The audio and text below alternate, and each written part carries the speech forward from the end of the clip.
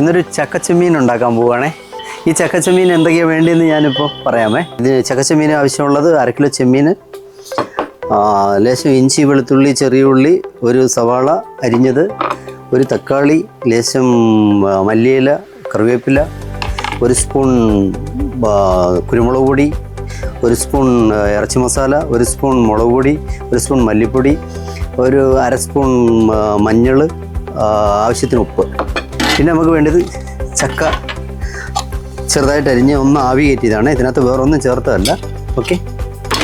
പിന്നെ നമ്മൾ ചക്കയ്ക്ക് അരപ്പ്, ചക്കയുടെ അരപ്പെന്ന് പറയുമ്പോൾ തേങ്ങ, ജീരകം, വെളുത്തുള്ളി, ചുവന്നുള്ളി, പച്ചമുളക് ഇതെല്ലാം കൂടെ ഒന്ന് ചതച്ച് കടുക് വറുത്തത്.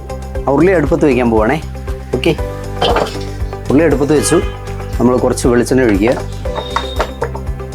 ഒരു 50 ഗ്രാം. ഓക്കെ. വെളുത്തുള്ളിയും ഇഞ്ചിയും കൂടെ ഇടുകയാണേ, വഴറ്റിയെടുക്കുക.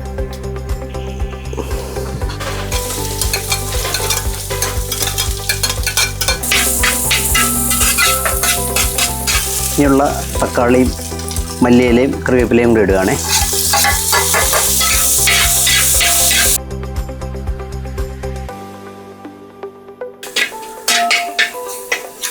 ഇനി നമ്മുടെ ചെമ്മീനോട് ഇടുകയാണേ.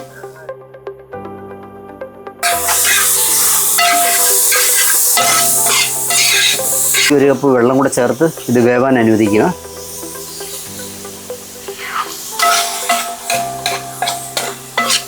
ഓക്കെ. ഇത് അടച്ചു വെച്ചൊരു 10 മിനിറ്റ് വേവിക്കുക.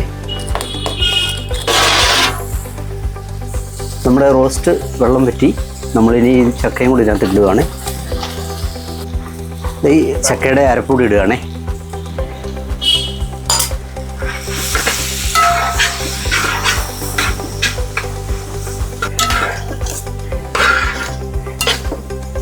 അപ്പോൾ നമ്മുടെ ചക്കച്ചെമ്മീൻ റെഡി ആയിട്ടുണ്ടേ. ഓക്കെ.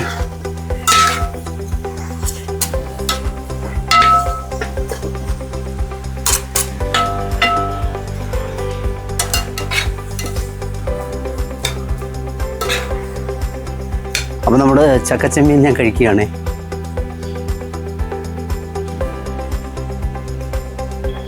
അടിപൊളിയാണ്. നിങ്ങളും ട്രൈ ചെയ്യുക കേട്ടോ. ഓക്കെ. Thank you.